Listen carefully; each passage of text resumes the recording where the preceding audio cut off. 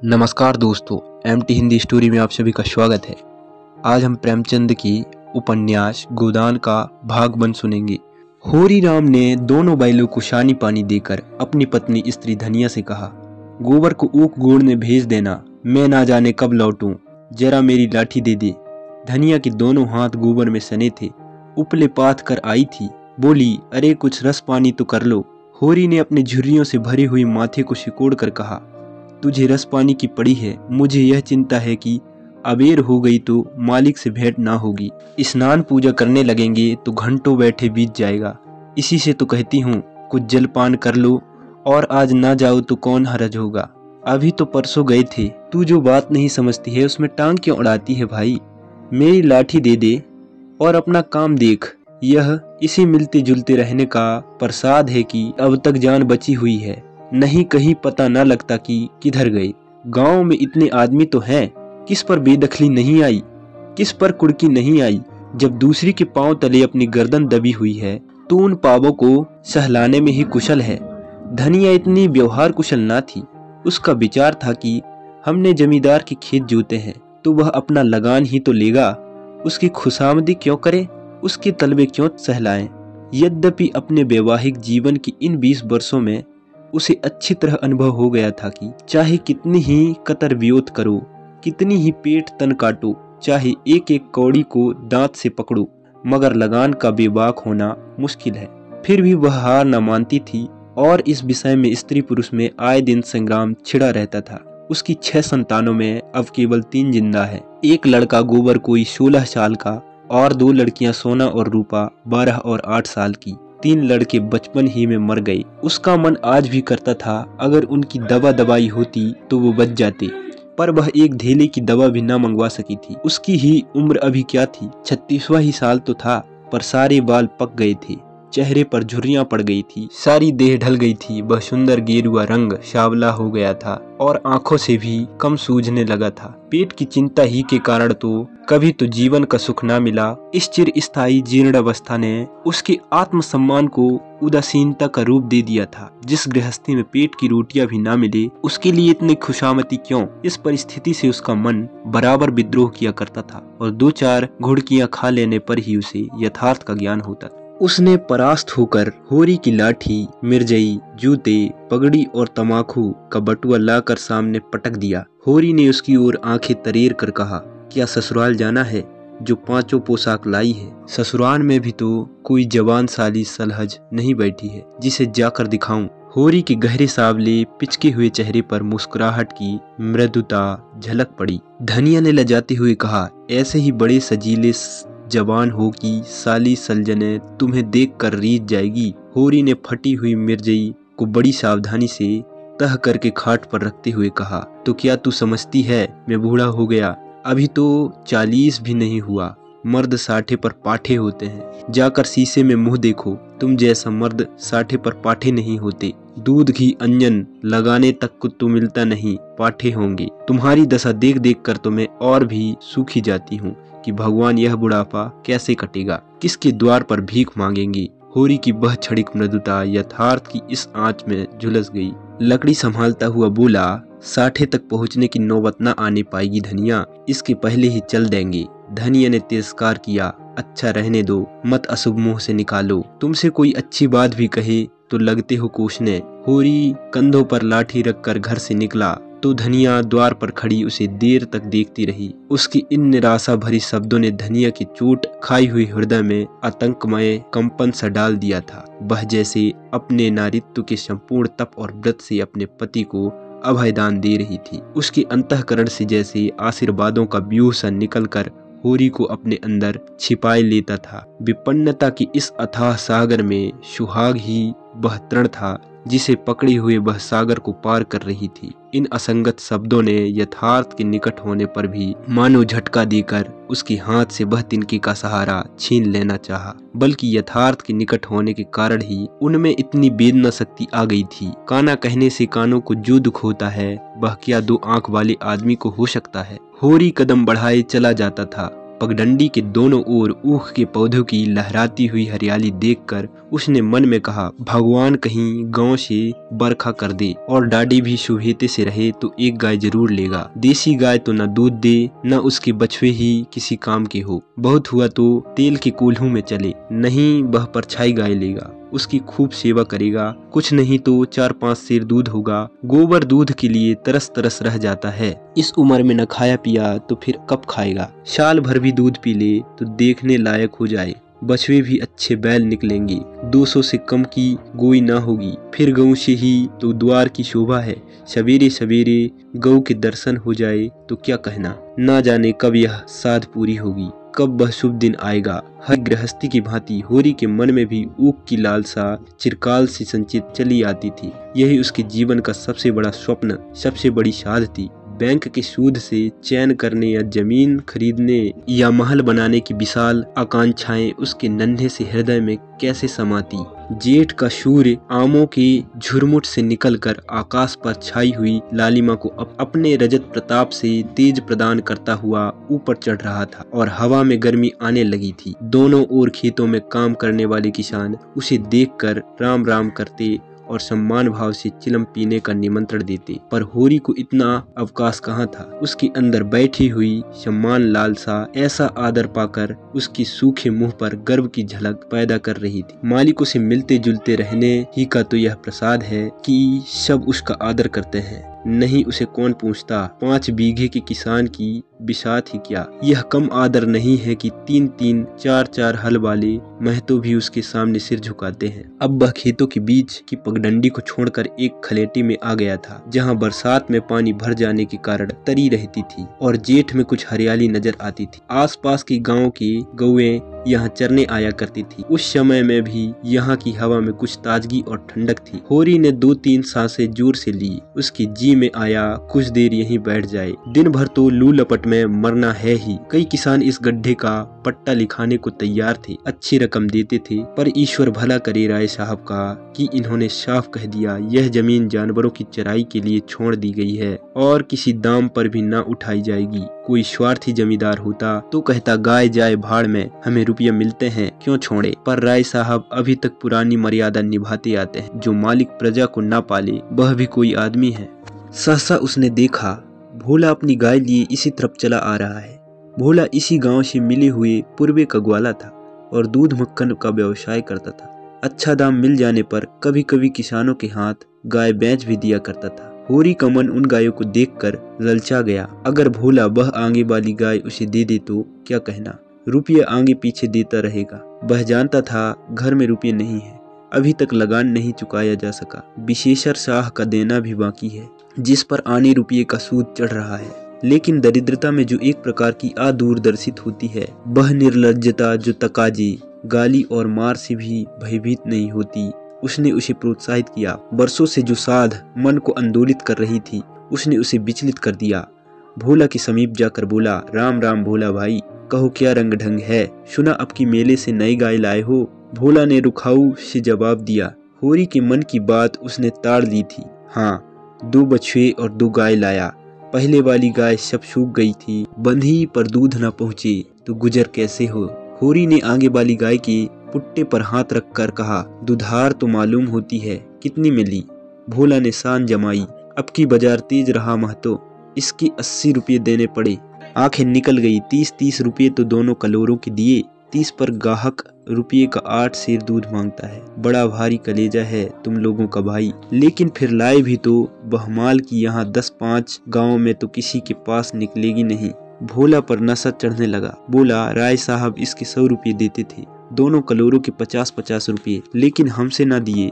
भगवान ने चाहा तो 100 रुपये इसी बयान में पीट लूंगा, इसमें क्या संदेह है भाई। मालिक क्या खा के लेंगे, नजराने में मिल जाए तो भले ले लें। यह तुम्ही लोगों का गुर्दा है कि अंजुली भर रुपये तकदीर के भरोसे गिन देते हो। यही जी करता है कि इसके दर्शन करता रहूं। धन्य है तुम्हारा जीवन कि गऊओं की इतनी सेवा करते हो। हमें तो गाय का गोबर भी मयस्सर नहीं। गिरस्त के घर में एक गाय भी ना हो तो कितनी लज्जा की बात है। साल के साल बीत जाते हैं, गोरस के दर्शन नहीं होते। घरवाली बार बार कहती है, भोला भैया से क्यों नहीं कहते, मैं कह देती हूँ, कभी मिलेंगे तो कहूंगी, तुम्हारे स्वभाव से बड़ी प्रसन्न रहती है। कहती है, ऐसा मर्द ही नहीं देखा कि जब बातें करेंगे नीची आंखें करके कभी सिर नहीं उठाते। भोला पर जो नशा चढ़ रहा था उसे इस भरपूर प्याले ने और गहरा कर दिया। बोला, आदमी वही है जो दूसरों की बहू बेटी को अपनी बहू बेटी समझे। जो दुष्ट किसी महरिया की ओर ताके उसे गोली मार देना चाहिए। यह तुमने लाख रुपये की बात कह दी भाई। बस सज्जन वही जो दूसरों की आबरूई समझे।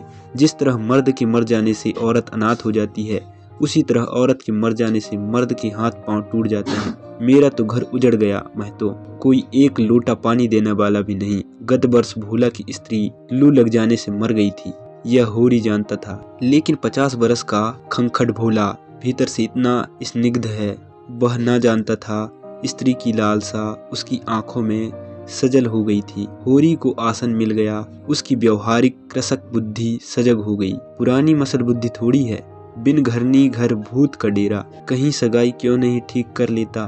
ताक में हूँ मैं तो, पर कोई जल्दी फंसता नहीं। 150 खर्च करने को भी तैयार हूँ, जैसे भगवान की इच्छा। अब मैं भी फिराक में हूँ, भगवान चाहेंगे तो जल्दी घर बस जाएगा। बस यही समझ लो कि उबर जाऊंगा भैया। घर में खाने को भगवान का दिया बहुत है, 4 पसेरी रोज दूध हो जाता है, लेकिन किस काम का। मेरे ससुराल में एक महरिया है, 3-4 साल हुए उसका आदमी उसे छोड़कर कलकत्ते चला गया। बेचारी पिसाई करके गुजारा कर रही है। बाल बच्चे भी कोई नहीं है, देखने सुनने में भी अच्छी है, बस लक्ष्मी समझ लो। भोला का सिकुड़ा हुआ चेहरा जैसे चिकना गया। आशा में कितनी सुधा है। बोला, अब तो तुम्हारा ही आसरा है महतो। छुट्टी हो तो चलो एक दिन देख आओ, मैं ठीक ठाक करके तब तुमसे कहूँगा। बहुत उतावली करने से भी काम बिगड़ जाता है। जब तुम्हारी इच्छा हो तब चलो। उतावली कहो कि इस कबरी पर मन ललचाया हो तो ले लो। यह गाय मेरे मान की नहीं है दादा, मैं तुम्हें नुकसान नहीं पहुंचाना चाहता। अपना धर्म यह नहीं है कि मित्रों का गला दबाएं। जैसा इतने दिन बीते हैं वैसे और भी बीत जाएंगे। तुम तो ऐसी बातें करते हो होरी जैसे हम तुम दो हैं। तुम गाय ले जाओ, दाम जो चाहे देना। जैसे मेरा घर रही वैसे तुम्हारे घर रही। 80 रुपये में ली थी, तुम 80 रुपये ही दे देना, जाओ। लेकिन मेरे पास नगद नहीं है दादा, समझ लो। तो तुमसे नगद मांगता कौन है भाई। होरी की छाती गज भर की हो गई। 80 रुपये में गाय महंगी ना थी। ऐसा अच्छा डील डॉल, दोनों जून में 6-7 सेर दूध, सीधी ऐसे की बच्चा भी दूह ले। इसका तो एक एक बाछा 100-100 का होगा। द्वार पर बंधेगी तो द्वार की शोभा बढ़ जाएगी। उसे अभी कोई 400 रुपये देने थे, लेकिन उधार को वह एक तरह से मुफ्त समझता था। कहीं भोला की सगाई ठीक हो गई तो 1-2 साल तो वह बोलेगा भी नहीं। सगाई ना भी हुई तो होरी का क्या बिगड़ता है। यही तो होगा, भोला बार बार तगादा करने आएगा, बिगड़ेगा, गालियां देगा। लेकिन होरी को इसकी ज्यादा शर्म ना थी। इस व्यवहार का वह आदी था। कृषक के जीवन का तो यह प्रसाद है। भोला के साथ वह छल कर रहा था और यह व्यापार उसकी मर्यादा के अनुकूल ना था। अब भी लेन देन में उसके लिए लिखा पढ़ी होने और ना होने में कोई अंतर ना था। सूखे बूढ़े की विपदाएं उसके मन को भीरू बनाए रखती थी। ईश्वर का रौद्र रूप सदैव उसके सामने रहता था, पर यह छल उसकी नीति में छल ना था। यह केवल स्वार्थ सिद्धि थी और यह कोई बुरी बात ना थी। इस तरह का छल तो वह दिन रात करता था। घर में 2-4 रुपये पड़े रहने पर भी महाजन के सामने कसमें खा जाता था कि 1 पाई भी नहीं है। सन को कुछ गीला कर देना और रुई में कुछ बिनौले भर देना उसकी नीति में जायज था। और यहाँ तो केवल स्वार्थ ना था, थोड़ा सा मनोरंजन भी था। बुढ़ों का बुढ़भस हास्यास्पद वस्तु है और ऐसे बुढ़ों से अगर कुछ ऐंठ भी लिया जाए तो कोई दोष पाप नहीं। भोला ने गाय की पघिया होरी के हाथ में देते हुए कहा, ले जाओ महतो, तुम भी क्या याद करोगे। बयाते ही 6 सेर दूध लेना। चलो मैं तुम्हारे घर तक पहुंचा दूं। शायद तुम्हें अनजान समझकर रास्ते में कुछ दिक्कत करे। अब तुमसे सच कहता हूँ, मालिक 90 रुपये देते थे, पर उनके यहाँ गऊओं की क्या कदर। मुझसे लेकर किसी हकीम हुक्काम को दे देते। हकीम को गऊ की सेवा से क्या मतलब, वह तो खून चूसना भर जानते हैं। जब तक दूध देती रखते, फिर किसी के हाथ बेच देते। किसके पल्ले पड़ती कौन जाने। रुपया ही सब कुछ नहीं है भैया, कुछ अपना धर्म भी तो है। तुम्हारे घर आराम से रहेगी तो यह ना होगा कि तुम अपने खाकर सोए रहो और गऊ भूखी पड़ी रहे। उसकी सेवा करोगे, प्यार करोगे, चुमकारोगे, गऊ हमें आशीर्वाद देगी। तुमसे क्या कहूँ भैया, घर में चंगुल भर भी भूसा नहीं रहा। रुपये सब बाजार में निकल गए। सोचा था महाजन से कुछ लेकर भूसा ले लेंगे, लेकिन महाजन का पहला ही नहीं चुका। उसने इनकार कर दिया। इतने जानवरों को क्या खिलाएं। यही चिंता मारे डालती है। चुटकी चुटकी भर खिलाऊं तो मन भर रोज का खर्च है, भगवान ही पार लगाए तो लगे। होरी ने सहानुभूति के स्वर में कहा, तुमने हमसे पहले क्यों नहीं कहा? हमने एक गाड़ी भूसा बेच दिया। भोला ने माथा ठोक कर कहा, इसीलिए नहीं कहा भैया कि सबसे अपना दुख क्यों रोऊं? बांटता कोई नहीं, हंसते सब हैं। जो गाय सूख गई है उसका गम नहीं, पत्ती सत्ती खिलाकर जिला लूंगा। लेकिन अब यह तो रातिम बिना नहीं रह सकती। हो सके तो 10-20 रुपए भूसे के लिए दे दो। किसान पक्का स्वार्थी होता है, इसमें संदेह नहीं। उसकी गांठ से रिश्वत के पैसे बड़ी मुश्किल से निकलते हैं। भाव ताव में भी वह चौकस होता है। ब्याज की एक एक पाई जुटाने के लिए वह महाजन की घंटों चिरौरी करता है। जब तक पक्का विश्वास न हो जाए वह किसी के फुसलाने में नहीं आता। लेकिन उसका संपूर्ण जीवन प्रकृति से स्थायी सहयोग है। वृक्षों में फल लगते हैं, उन्हें जनता खाती है। खेतों में अनाज होता है, वह संसार के काम आता है। गाय के थन में दूध होता है, वह खुद पीने नहीं जाती, दूसरे ही पीते हैं। मेघों से वर्षा होती है, उससे पृथ्वी तृप्त होती है। ऐसी संगति में कुत्सित स्वार्थ के लिए कहाँ स्थान। होरी किसान था और किसी के जलती हुई घर में हाथ सेकना उसने सीखा ही ना था। भोला की संकट कथा सुनते ही उसकी मनोवृत्ति बदल गई। पघिया को भोला के हाथ में लौटाता हुआ बोला, रुपये तो दादा मेरे पास नहीं है, हाँ थोड़ा सा भूसा बचा है, वह तुम्हें दूंगा, चलकर उठवा लो। भूसे के लिए तुम गाय बेचोगे और मैं लूंगा, मेरा हाथ न कट जाएगा। भोला ने आर्द्र कंठ से कहा, तुम्हारे बैल भूखे न मरेंगे। तुम्हारे पास भी ऐसा कौन सा बहुत सा भूसा रखा है?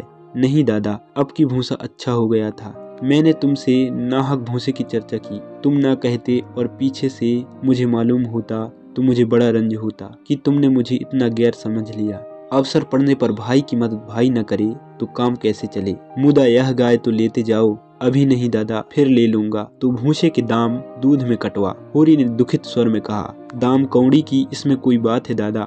मैं 1-2 जून तुम्हारे घर खा लूं तो तुम मुझसे दाम मांगोगे, लेकिन तुम्हारे बैल भूखे मरेंगे कि नहीं? भगवान कोई न कोई शबीन निकालेंगे ही। आषाढ़ सिर पर है, कड़वी बोलूंगा मगर यह गाय तुम्हारी हो गई। जिस दिन इच्छा हो आकर ले जाना। किसी भाई का नीलाम पर चढ़ा हुआ बैल लेने में जो पाप है वह इस समय तुम्हारी गाय लेने में है। होरी में बाल की खाल निकालने की शक्ति होती तो वह खुशी से गाय लेकर घर की राह लेता। भोला जब नगद रुपये नहीं मांगता तो स्पष्ट था कि वह भूसे के लिए गाय नहीं बेच रहा है, बल्कि इसका कुछ और आशा है। लेकिन जैसे पत्तों के खड़कने पर घोड़ा अकारण ही ठिठक जाता है और मारने पर भी आगे कदम नहीं बढ़ाता, वही दशा होरी की थी। संकट की चीज लेना पाप है, यह बात जन्म जन्मांतरों से उसकी आत्मा का अंश बन गई थी। भोला ने गदगद कंठ से कहा, तो किसी को भेज दूं भूसे के लिए? होरी ने जवाब दिया, अभी मैं राय साहब की कोठी पर जा रहा हूँ, वहां से घड़ी भर में लौटूंगा, तभी किसी को भेजना।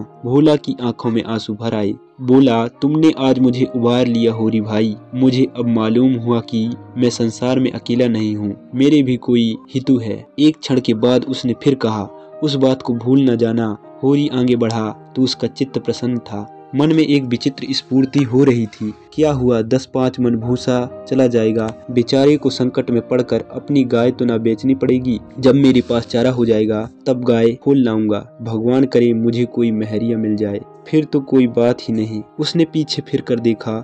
कबरी गाय पूंछ से मक्खियां उड़ाती, सिर हिलाती, मस्तानी मंद गति से झूमती चली जाती थी, जैसे बंदियों के बीच में कोई रानी हो। कैसा शुभ होगा वह दिन जब यह कामधेनु उसके द्वार पर बंधेगी। अगर आपको ये वीडियो अच्छा लगा हो तो ज़्यादा से ज़्यादा लाइक कीजिए, शेयर कीजिए और ऐसे ही नई वीडियो के लिए चैनल को सब्सक्राइब कर लीजिए।